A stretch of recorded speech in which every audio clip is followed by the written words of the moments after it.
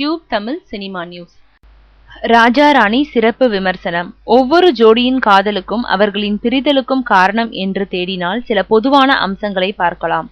அது ஒரு காதல் தோல்விக்கு பின் வரும் அழுத்தமான காதல்தான் இந்த ராஜா ராணியின் கதை. ஆர்யாவும் நயன்தாராவும் திருமணம் செய்து கொள்கிறார்கள் பெட்ரோல் விருப்பத்தின்படி. ஆனால் இருவருக்கும் ஏற்கனவே வெவ்வேறு காதல் பின்னணி இருக்கிறது. அந்த காதல்களிலிருந்து மீண்டு வர முடியாமல் தவிர்ப்பவர்களே வேறு வழியின்றி நிரந்தரமாக பிரிய முடிவெடுக்கிறார்கள். பிரிந்தார்களா என்பது கொஞ்சம் இழுவையான கிளைமேக்ஸ்.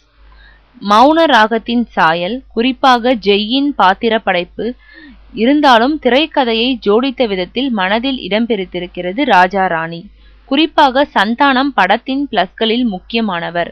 படத்தில் இரு காதல் ஜோடிகள், ஆர்யா நஸ்ரியா, ஜெய் நயன்தாரா.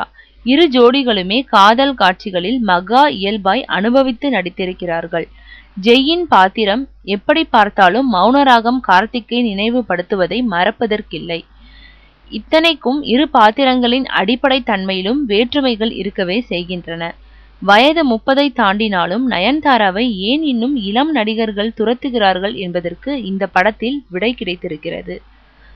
நஸ்ரியாவின் இளமையிலும் அழகிலும் சலனப்படாத இளைஞர்கள் யாரும் இருக்க முடியாது. அதனாலேயே அவர் நடிப்பில் கோட்டை விட்டாலும் கண்டுக்காதப்பா, கண்ணுக்கு குளிர்ச்சியா பார்த்துட்டு வா என்கிறது ரசிகர்கள் மனசு. சத்யராஜுக்கு இன்னொரு ஜென்டில்மேன் அப்பா வேடம் நிறைவாக செய்திருக்கிறார். சத்யன் கிச்சு கிச்சு மூட்ட முயன்று தோற்றாலும் சந்தானம் அவருக்கு சேர்த்து சிரிக்க வைத்து விடுகிறார். குறிப்பாக இயல்பாய் வந்து விழும் அந்த காமெடி பஞ்சுகள். கிளைமேக்ஸ் நெருங்க நெருங்க அந்த முடிவு என்ன என்பது நமக்கே தெரிந்து போகிறது. தமிழ் சினிமாவில் கசந்த மனங்கள் மீண்டும் சேரும் இடம் ஒன்று ரயில் நிலையம் அல்லது விமான நிலையம். தொழில்நுட்ப ரீதியாக படம் முதல் தரம். ஜார்ஜ் வில்லியம்ஸின் ஒளிப்பதிவு படத்தை ஜொலிக்க வைக்கிறது. ரொமான்ஸுக்கு புது நிறம் தந்திருக்கிறார்.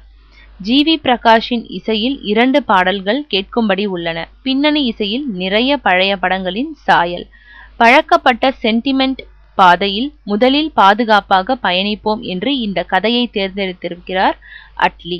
கிட்டத்தட்ட 3 மணி நேரம் நீளும் படத்தின் காட்சிகளை இன்னும் கூட குறைத்திருந்தால் படத்தின் மைனஸ்கள் தெரிந்திருக்காது. ஆனால் காட்சிப்படுத்திய விதத்தில் பார்வையாளர்களை அலுப்பின்றி வைத்திருக்கும் வித்தை முதல் படத்திலேயே கைவந்திருக்கிறது அட்லிக்கு. ரசிக்கத்தக்க ராஜா ராணிதான்.